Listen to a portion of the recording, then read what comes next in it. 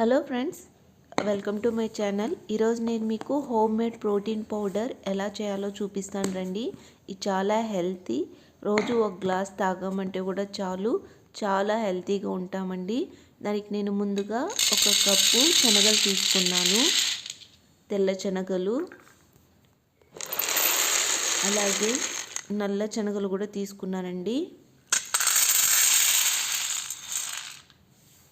అన్నీ ఈక్వల్ కప్తోనే తీసుకున్నాను. అలాగే హార్స్ గ్రామ్ అంటే ఉలవలు తీసుకున్నానండి, ఒక కప్పు. అలాగే పచ్చి బఠానీలు కూడా ఒక కప్పు తీసుకున్నాను. తర్వాత పెసలు ఒక కప్పు తీసుకున్నాను. తర్వాత కార్న్ కూడా ఒక కప్పు తీసుకున్నానండి. ఆ తర్వాత అలసందలు కూడా ఒక కప్పు తీసుకున్నాను.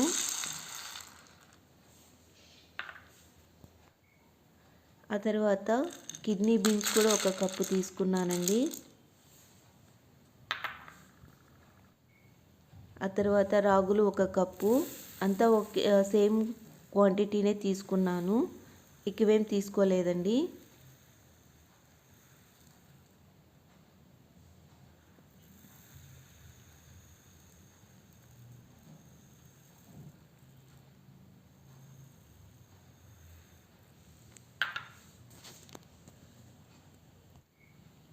ఇవన్నీ చూడండి, మొత్తం ఒక కప్ తీసుకున్నాను కదా, వీటినంతా బాగా మిక్స్ చేసుకునేసి ఒకసారి వాష్ చేశానండి. దీన్ని వాష్ చేసుకునేసి 12 గంటల పాటు దీన్ని నానపెట్టేసుకున్నాను. బాగా వాష్ చేసుకున్నాక 12 గంటల సేపు నానపెట్టేసుకున్నానండి. అంటే హోల్ నైట్ నానపెట్టాను. సో మార్నింగ్ లేచి ఇదంతా వాటర్ అంతా స్ట్రైన్ చేసేసి, ఇదిగోండి 12 గంటల తర్వాత ఇలా బాగా నానాయి. వీటినన్నీ మొలక పెట్టేసుకుందామండి. నేను 24 అవర్స్ దీన్ని మొలక కట్టాను. 24 అవర్స్ తర్వాత మొలక బాగా వచ్చిందండి. ఇలా స్ట్రైన్ దీంట్లో వేసుకునేసి ఒక క్లాత్లో, నీట్గా ఉన్న క్లాత్లో ఇలా వేసేసి 24 అవర్స్ మొలక కట్టాను.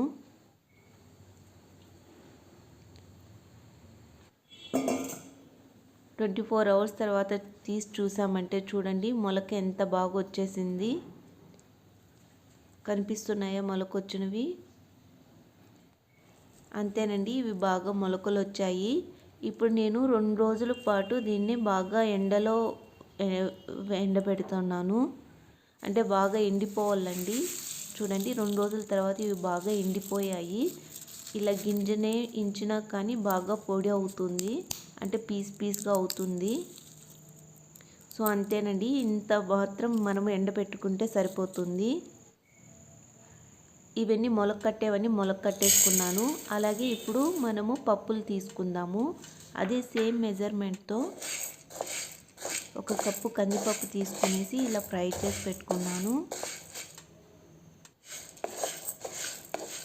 బాగా ఇది కొద్దిగా ఫ్రై అయ్యేంత వరకు వేయించుకోవాలండి.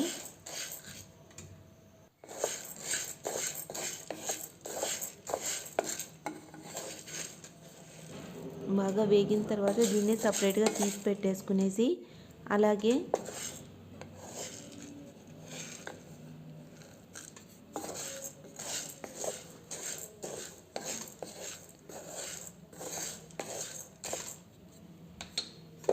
ఇది సరిపోయిందండి. ఇది బాగా వేగింది కదా, నేను సపరేట్ ప్లేట్లోకి తీసేసుకుంటున్నాను.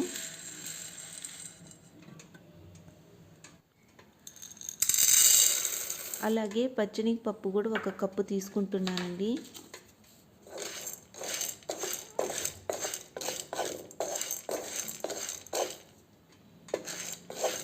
దీన్ని కూడా బాగా ఫ్రై చేసుకునేసి పక్కన పెట్టేసుకుందాము. అన్ని గింజలు కూడా ఇలానే ఫ్రై చేసి పెట్టుకోవాలండి. నేను కందిపప్పు తీసుకున్నాను, పెసరపప్పు తీసుకున్నాను, అలాగే పచ్చెనగపప్పు, ఆ తర్వాత ఇది బార్లీ అండి, బార్లీ కూడా తీసుకున్నాను. బార్లీని ఫ్రై చేసి పెట్టుకుందాము. ఇది ఉద్దిపప్పు అండి, ఉద్దిపప్పు ఫ్రై చేసి పెట్టేసుకుందాము. అలాగే ఇదిగోండి, ఇది బార్లీ వేస్తే కూడా హెల్తీ అంటారు కదండి, అలాగే చలవ కూడా చేస్తుంది. సో బార్లీ కూడా వేసుకొని ఫ్రై చేసుకుంటున్నాను.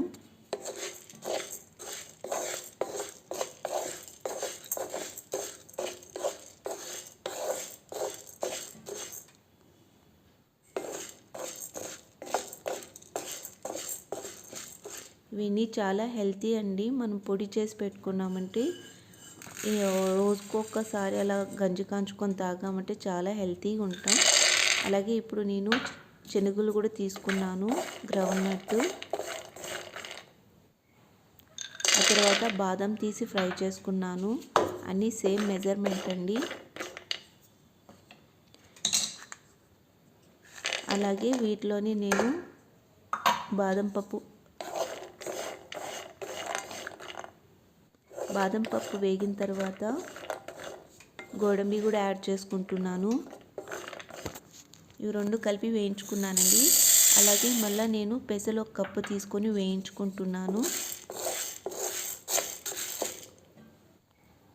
ఆ తర్వాత నేను మక్కానా కూడా 1 కప్పు తీసుకున్నాను. మక్కానా కూడా చాలా హెల్తీ కదా, మక్కానాని కూడా యాడ్ చేసుకుంటున్నాను. ఆ తర్వాత లాస్ట్లో ఫైనల్గా 1 కప్పు రైస్ తీసుకొని యాడ్ చేసుకుంటున్నాను. అంతేనండి. ఇవన్నీ ఫ్రై చేసి పెట్టేసుకొని బాగా చల్లగా అయ్యేంత వరకు మనము చల్లారనిద్దాము. ఇవంతా బాగా చల్లారిన తర్వాత అన్నీ నేను మిషన్కి వేసుకొని వచ్చుకున్నానండి. మిషన్కి వేసుకొచ్చుకున్నాక ఇవి వేడిగా ఉంటుంది కదా, చల్లారనిస్తున్నాను పేపర్ మీద ఆరబెట్టుకునేసి.